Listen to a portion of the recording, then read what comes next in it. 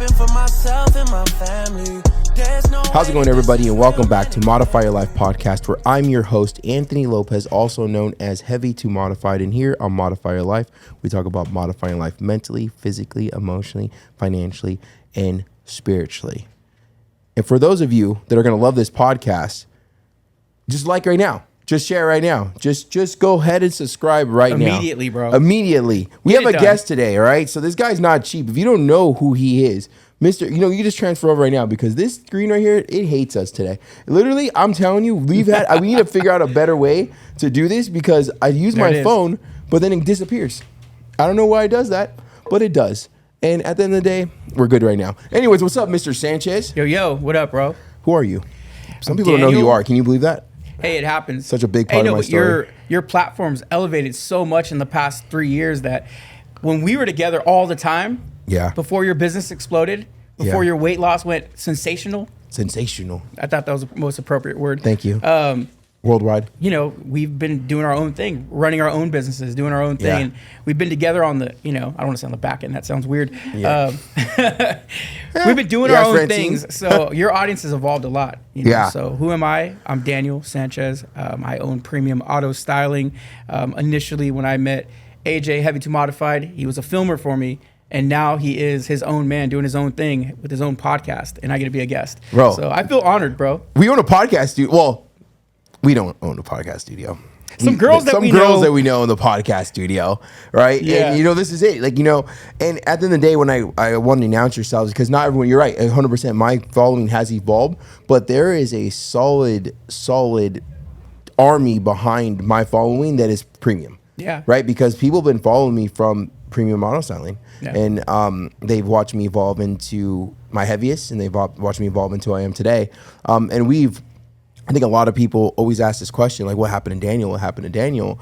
And Daniel's never disappeared in my life. You know what I mean? Daniel disappeared because he had to do some things, but he's never disappeared in my life. And one thing that I had to go do is I had to go become myself. I had to go build into something. And there was more than just weight loss. I mean, I had to learn a lot from you in business of what to do and what not to do. Yeah. And I think you learned a lot from me, or 100%. Working with me, I guess. I'm like, okay, cool. This is be great how to mold. This is what it is, or X, Y, and Z of just business. And I had to go implement what you've taught me into my own brand. And now look where we're at today.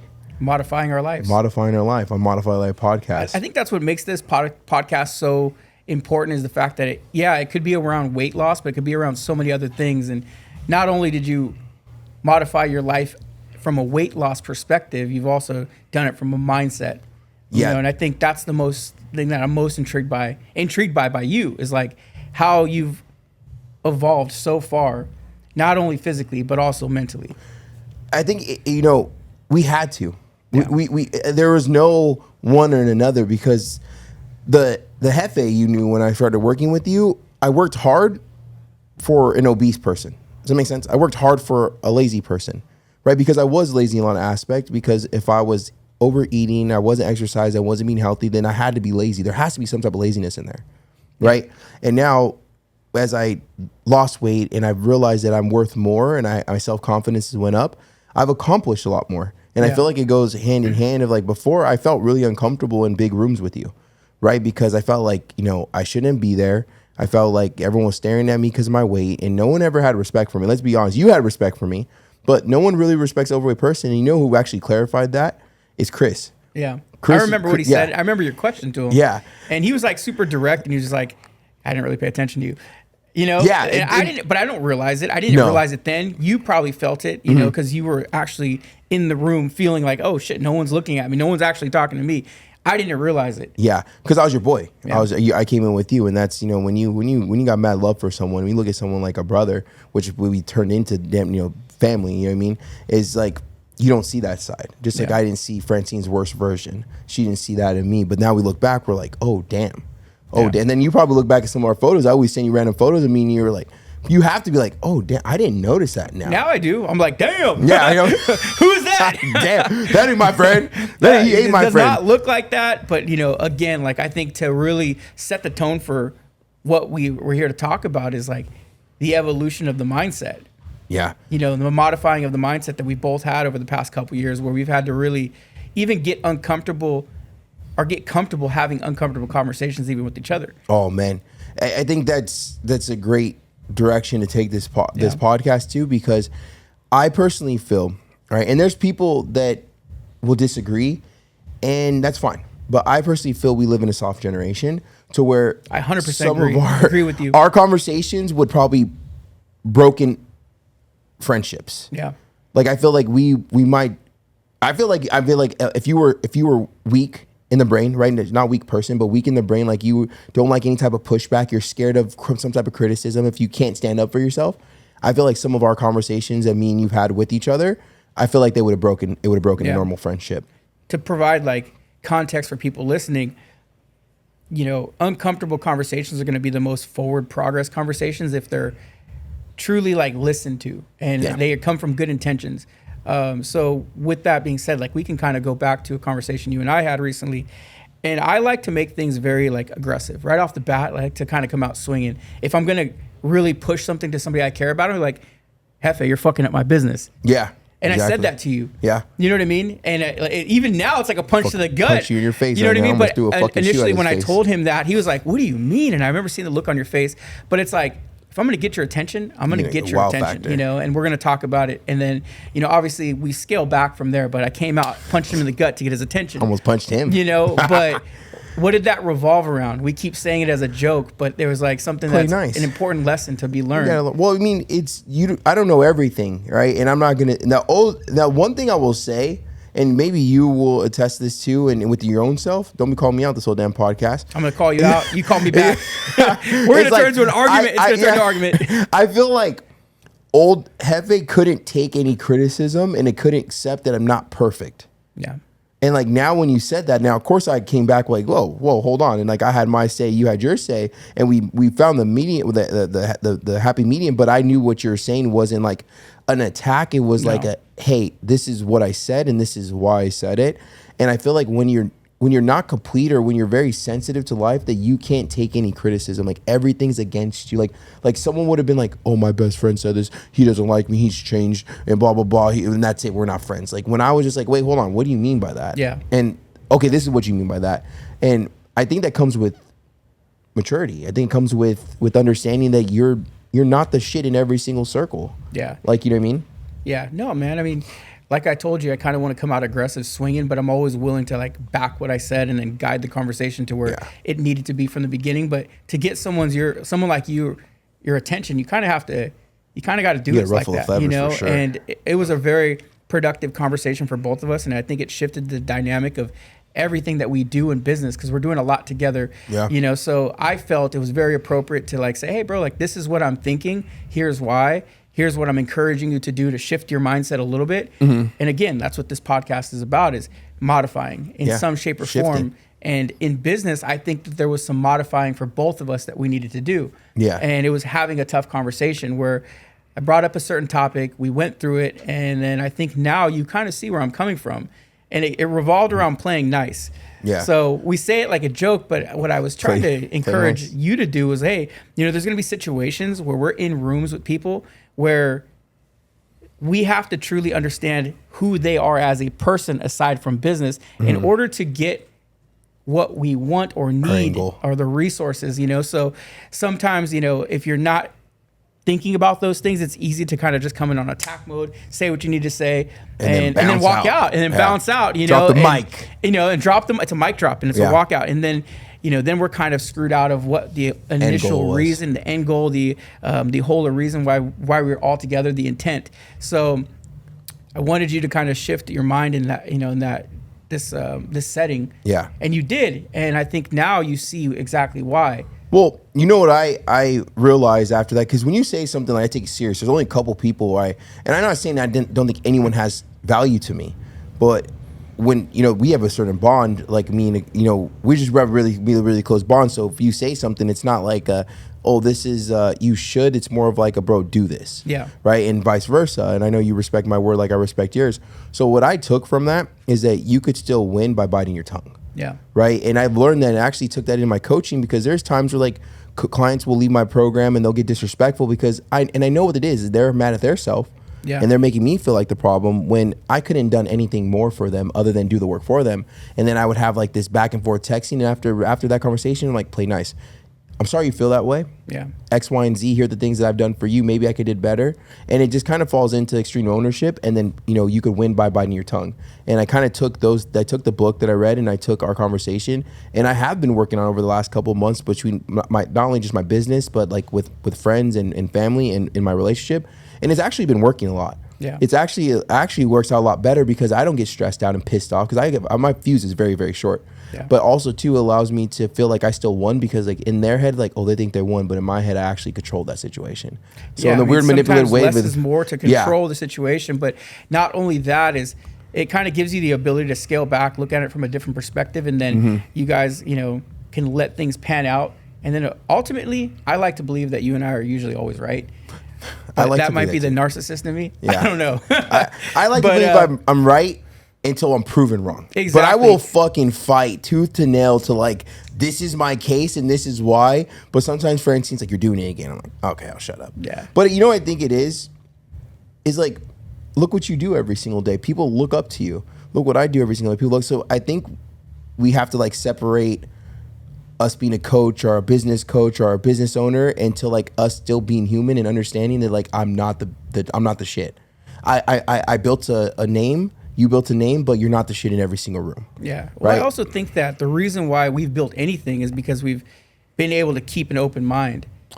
And sometimes as we evolve and we grow and we meet our goals, we go closed-minded. Yeah. And you need a reminder to actually say, hey, this is what got you here, is the fact that you were moldable, you were coachable, just like you're trying to coach now, just like I'm trying to, coach my guys or somehow, shape, or form lead them. Like I had to be led at one point. I had to be coached and to be Did willing. You have a coach? I mean, I had people that I looked up to. You, Travis Barker, I mean, you saw the hustle. 100%. So you had to learn something from him. I gave him a thank you text recently, and I don't think he really understood it, but I ended up telling him, I was like, look, man, like you may or may not know this, but you were very, very impactful to my come up because he was commenting on like premium and all the cool things that it's doing, and it's growing and he sees it. Yeah. And when he commented on it, I'm like, you know what? Like he doesn't realize that he was a big part of it because I watched his business explode and I learned sales and I learned marketing. I learned so many things there. And, to hear that from him, but also realize like that's where I got put on. How long ago was that? I started working for Travis Barker, famous in 2004, 2005. At the time I was 16. I just got my license. Well, the reason I was in high school. The reason why I point that out is because that was 2005, 2004, 2005. Yeah. We're in 2025. It's almost 20. It's 20 years ago. And he's just noticing your come up. Yeah, and absolutely. I feel like that would really discourage someone because they want everything so quick. Yeah. And they want everything so instant gratification. Where I just wanted to point that out. Yeah. That's 10 plus years.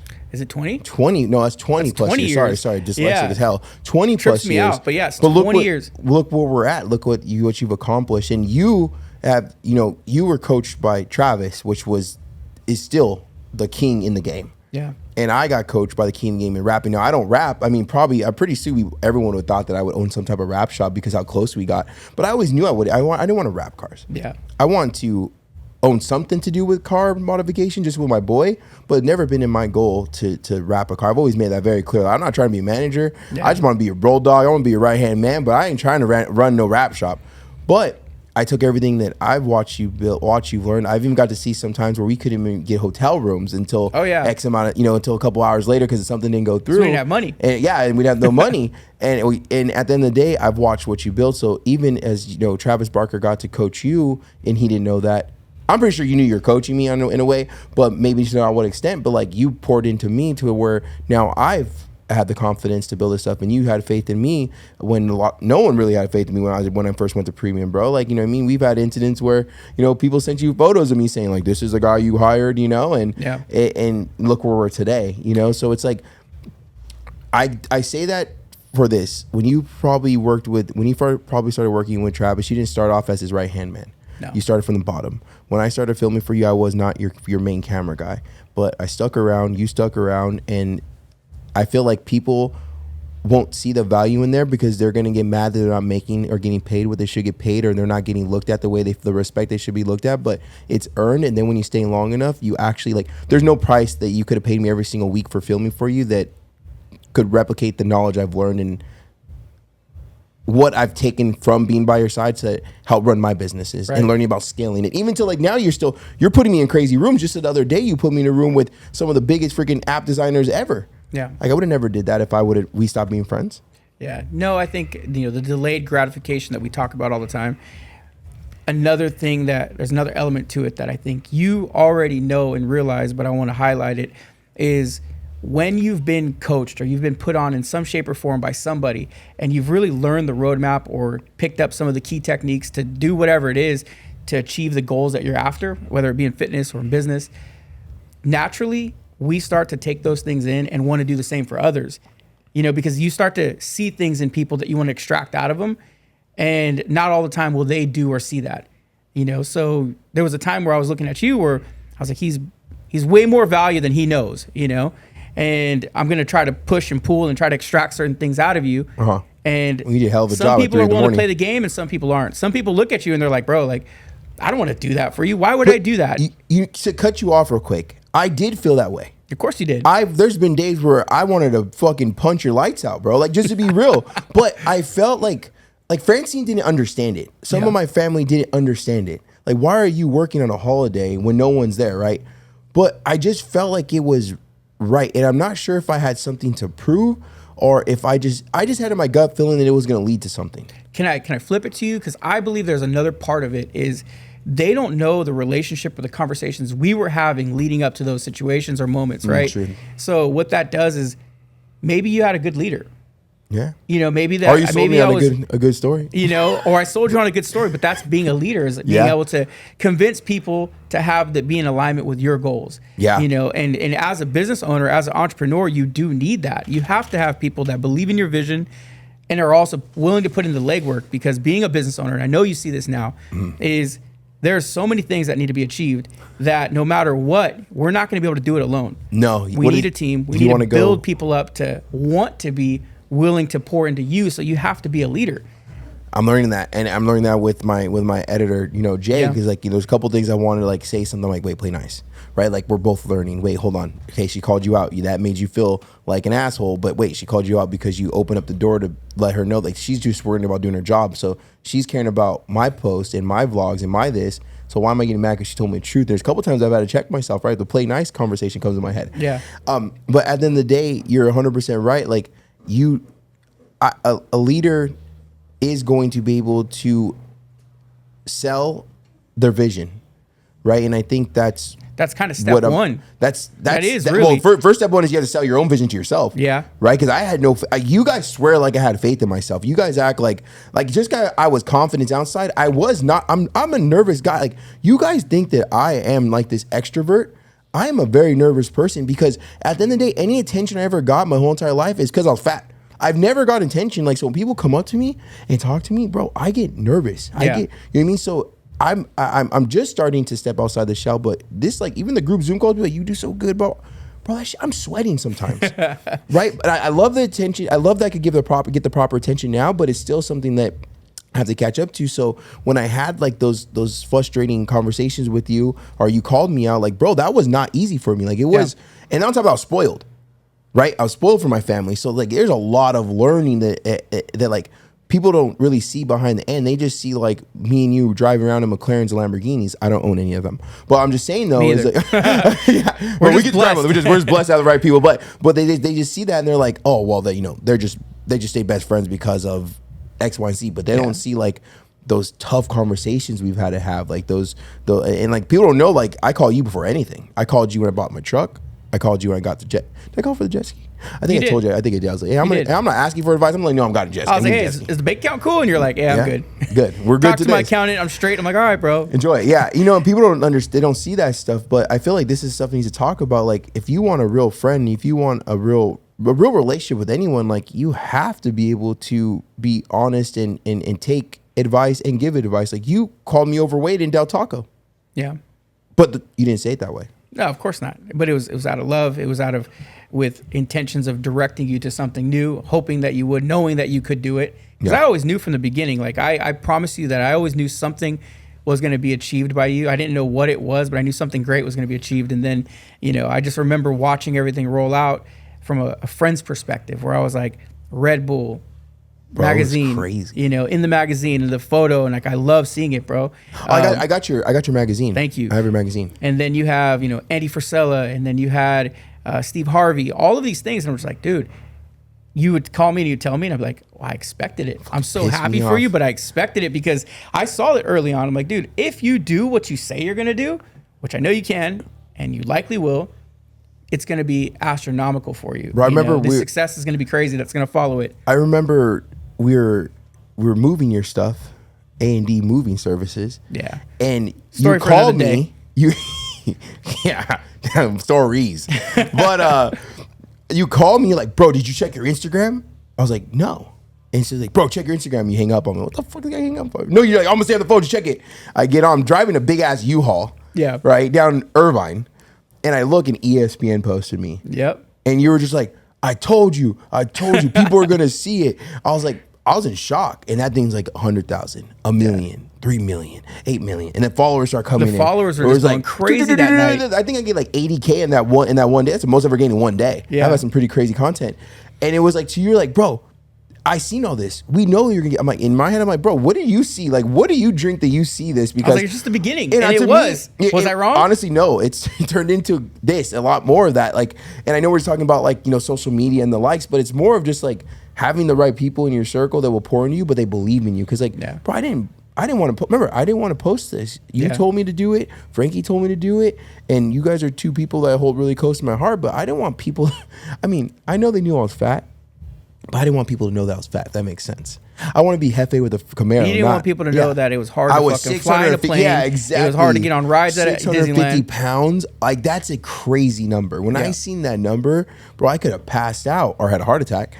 You know, so it's like 2020 opened my eyes. You know, somebody told me, they're like, yo, your friend's going to die.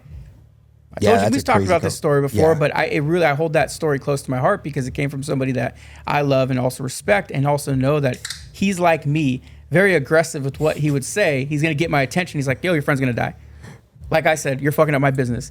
You know what I mean? Like, he did that to me. Yeah. And it shook me up. I was like, oh shit, my friend is going to die. It's 2020. There's COVID. There's this, whatever it was, you know, we've learned a lot about that situation, but no matter what, it was definitely a situation that I was like, oh, I don't want to see my friend go. So hopefully he's going to get right. And you did. Yeah, we started. That's why I started in 20. I took it seriously in 2020. I think that's when I lost like about almost 100 pounds by then. And I just know that like that was my last shot. Yeah. You know what I mean? Like, I didn't have anything after that. Like, think about it. Like, what's after 650? Like, you got to buy a new scale. Yeah, not even that, bro. Like, there's not, like, think about it. Like, there's what's after 650? Yeah. Like, 700? 800? 1,000? Like, no, bro, you don't hear a lot of people that are 700 pounds. Yeah. That's what's after 650. You don't really hear of people with 700 pounds. Maybe really on my don't. 600-pound life, but it's very, you know, they're bedridden. Yeah. They're like, they can't wipe their ass. They can't put their shoe. Like, and that is not the life I want to live. And I refused to go down the road. That's where, you know, the other thoughts came into, or I got my shit together. So yeah. At the end of the day, it's like, I still had the right people in my circle that allowed me to believe in me when I didn't believe in myself. And then we had tough conversations. And you were the friend that would have a tough conversation. Frankie, not so much. She didn't really have a tough conversation with my weight because she knew it was a sensitive subject, but you didn't care. And then once I started losing weight, then she would care. You know what I mean? And that's cool though. But like, everything can't be sugar coated. Well, I see it like this, and I'm anxious to ask you this question and I think I know your answer already, but imagine there's people that you knew were worth pouring into, that they deserved it, they needed it, you were already doing it, putting them on game, seeing things in them that were great, but them not being able to see that you had that for them and looked at it as if you were doing something wrong. Because I've been in that position many times, meaning I'm pouring into people. I have a great idea for what I think that they could achieve. And yeah, like they still have their own objectives, but when you see something great, you want to highlight it. And then a lot of times it can be taken wrong. And I think it's because they're just too weak-minded to see it in themselves. Yeah. You know, so coaching really helped me out with this. So I've learned that some people are not ready for the truth. Yeah. And I coach people to prepare them for the truth. And I'll take someone in my program and let them BS me. I'll have a friend in my circle that will BS me. And if I see great in them, I'll kind of like, you know, kind of listen to him, and then when I have a little moment to pour into him, I do it, but not a lot. And I've learned that a lot because I had to look at myself. Right now, when you came in, you were definitely harsh, but I needed that. But not everyone's like that. Right now, we had our great conversations, but when I messed up, it was a mess up. When a real talk needed to be had, a real talk needed to be had, no matter what time, day it was, whatever it might be. So I needed that because my family was really coddling, I think, in a way, but not everyone can handle that. And I had to, that's as a coach and as a life coach, I had to understand that not everyone could take that truth. So I had to figure out how to tell them.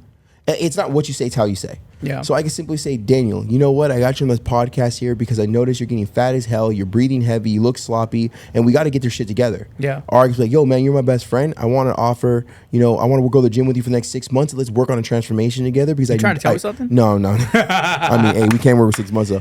Right? But I put you on my program. But like it's not what you say, it's how you say it. I said the same thing. It's the problem and solution theory. Like a lot of times people will highlight a problem, but they don't give a solution. They're not going to give you a solution. They're just going to walk away. And it's like, well, why would you say that? Now it's an insult. Now exactly. Yeah. And so I took everything as insult. So I really, as a coach, I had to go back into my sensitive Hefe times. Yeah. And then I had to reverse engineer how I built a stronger me. And then I had to become that as a coach. And that's how I am as a coach. So I'm very understanding until you get to a threshold, and I'll never go back to that coddling guy. Yeah. And then I'm understanding to more of a threshold, and then I never go back. And then you become like, then I'll get on a Zoom call and be like, bro, we've been working for 6 months. Do you want me to be coddling, or do you want me to be honest? And my clients will be like, be honest, coach. Sit down. It's gonna be a tough one. I told you from the beginning, I think one of the biggest reasons why you're, I'm sorry, I'm drawing a blank. The people that you're coaching are going to find success is because you truly know where they're at. You can meet them at home because you've been there. And the fact that you can do that, I think, is the reason why you're finding success in what you do and your clients are finding success, because you understand what they are feeling and you understand those insecurities that they may have, which someone who was never in that situation, maybe weight-wise or mentally, can't really understand it. We talk about suicide. Often we've talked about it, and this is a whole different topic, but it's hard to understand when somebody says they're going to kill themselves until you actually have felt it yourself, right? Well, yeah, I didn't believe in depression until I went through my thing, and 6 months later, a year later, you went through yours. So if I didn't go through mine, I'd have looked like you, like, oh, this fool's weak. This fool's trying to coach me into being a business person, and he's over here. But I know I took a big shift, but I wanted to also put it out very aggressively.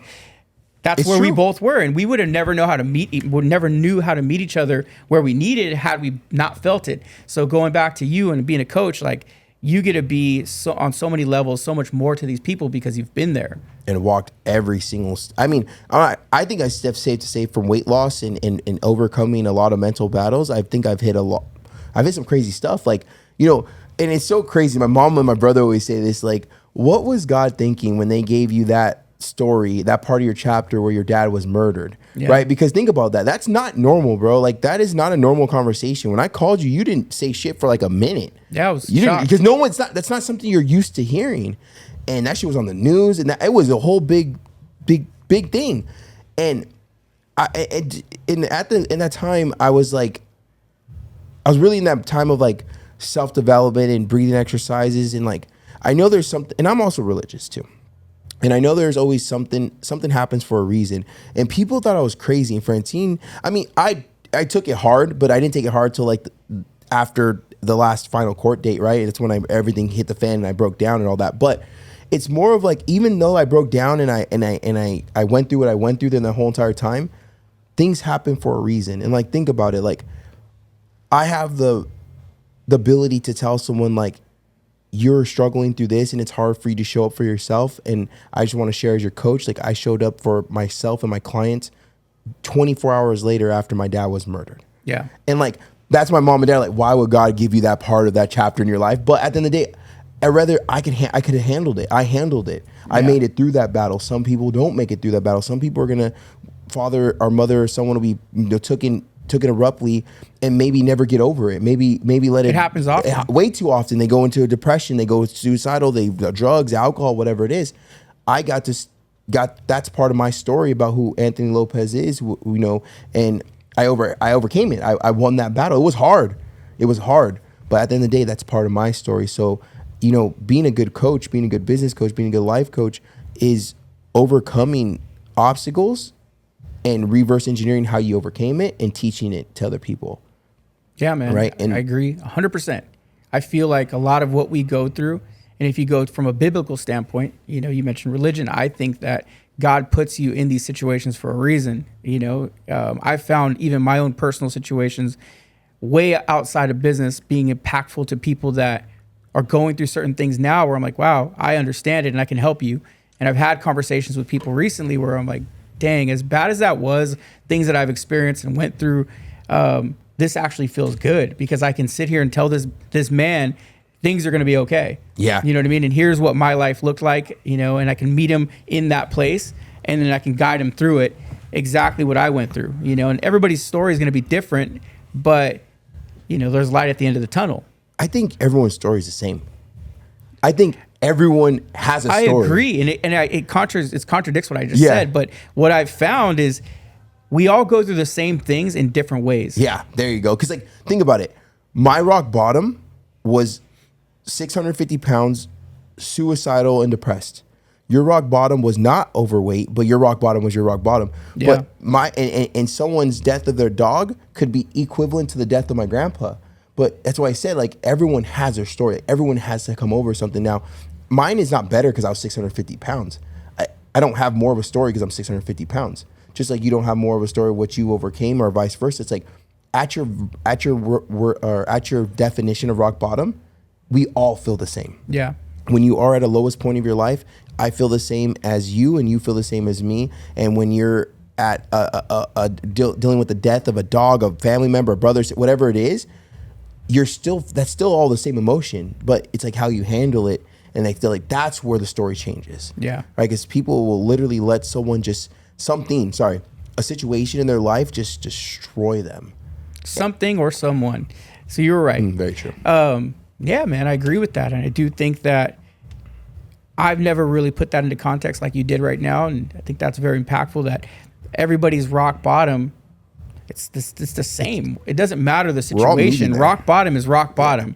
Yeah, you know, if you really look at it, it's like at the bottom. We're all there chilling. We've all been there. Hey, welcome. In some situation, whether it's been work related, in your relationship, in your work, business, I mean, anything, there's a rock bottom. Mm-hmm. Your weight, it's a terrible place to be. Yeah. We've all experienced it in some shape or form. Everyone. And there's people who have beat the battle, won the battle, and there's people that are still fighting, and there's some people that have given up. And there's some people that have not hit rock bottom yet and are going to hit it. But we all have that. We all as humans can share that rock bottom feeling, right? And like that's why I feel like we all as humans always have value to bring to somebody. Like I had value to bring to you at 650 pounds. Maybe it wasn't weight loss. Yeah. Maybe it wasn't. I don't know. But maybe it was character. Maybe it was a friendship. I don't know. But we all have it. And I feel like people don't understand. Like. People don't stay long enough or work on themselves long enough to understand that we have value. Yeah. Right. But when you delay gratification and you chip away, you stick around long enough, you're gonna find your value in yourself and what you could bring to other people. Because let's be honest. I mean, I feel like we always should bring value to somebody. It doesn't have to be social media, podcasts, like whether it be your brother, your sister, your parents, or this loved one. Like I feel like you should always look at yourself as like, wait, me being overweight or lazy or not working or a bad father, bad mother, whatever it is, I'm discrediting the person who's looking at me to bring value to them. Does that make sense? Absolutely. So like that's what I get from it. So regardless of like what your rock bottom was, you overcame it, bro. And regardless of what my rock bottom or whoever's listening rock bottom is, like we've overcame it, right? And we all have a story to tell, but we think just because a big following or a podcast or a successful business or brand or whatever is like, oh, they have something to say. Nah, bro, like you've overcame some shit. You just haven't posted about it or something. Right.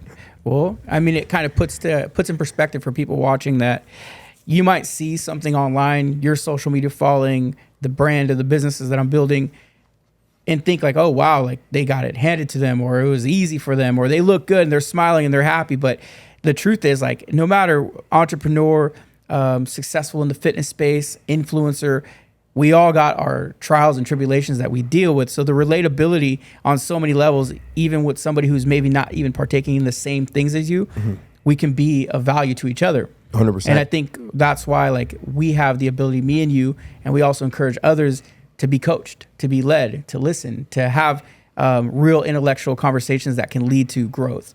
And both you and I push that often to the people that are around us, as well as sitting here in front of the camera today. Like, what does it revolve around? Wanting to do that and be that light to somebody in some shape or form. 100%. And I think that's great to like leave on something my grandpa would always say, because, you know, I was always a talker. Yeah. And like, God gave you 2 ears and 1 mouth for a reason. Right? And at the end of the day, it's true, right? So maybe someone needed to listen to this today, and maybe we just needed to talk about this of like, just sometimes just shut up, put your head down, listen, and work. And play nice. Play nice. And play nice. You know, nice. in some situations, it's going to be very appropriate to kind of just take a step back, let things pan out, and, you know, you'll find out if you're wrong or right. No one likes to be wrong, though. But with that being said, shout out to, was it pronounce it? VAR. I was going to say, wait, VAR. I look at it like this. Vor's, We're at war with the PPF world. We call it VAR. VAR. We're at VAR. Well, shout out to VAR for sponsoring this podcast. Yes, sir. Thank you. Because at the end of the day, they're going to be wrapping my car for free. The best PPF product you've ever experienced. Any wrap installers, anybody who's ever bought PPF before, our product is far superior. And I don't like to tell the story online. I like to show it in person. So go to our Instagram. So VOR PPT. We're changing the game. We even changed the name. PPT, Paint Protection Technology. Because we actually took a lot of tech from different industries that we've already been using, and we meshed it into a product that I think is the best and most innovative of, you know, since PPF has really came out. Everybody's been doing the same thing, and VOR is not. I love that. And the reason why I think this is cool as a sponsor is, 1, you're my best friend. 2, everyone drives a car they want to keep nice. You know what I mean? Probably some people don't know what PPF is. Go search it up. We all need it. It comes on some cars. It does. Some cars, not all cars. Anyways, man, I love having you on. Appreciate you, brother. We got to get another one. We got to do this more often. I have an office over here. Let's do it. Once a week, once a month. You tell me. I'm here. Let's knock it out. Well, that's Modify Your Life podcast, where I'm your host, Anthony Lopez. And today we had Daniel Sanchez. Go give him a follow. Go check out VOR PPT on Instagram. We'll link it down below. And I really hope that you took something of this conversation and got it and took some value from it, and you're going to go work on yourself. At the end of the day, we all feel that we are not worthy of something, or we feel like we have to be here in order to bring value to someone. At the end of the day, that's not true. Be happy and have gratitude where you're at. Understand that if you're not where you want to be, you don't have to be there next couple months, next couple of years, but it's going to take you taking change today, taking action in your life, and to become the best version of you, whether it be spiritually, mentally, physically, emotionally, or even financially, or all of them together. All right, so get out there, create your own success. Talk to you guys in the next podcast. All this happened for myself. That's a wrap. Hey, that's There's no way that this is real, man. It can't.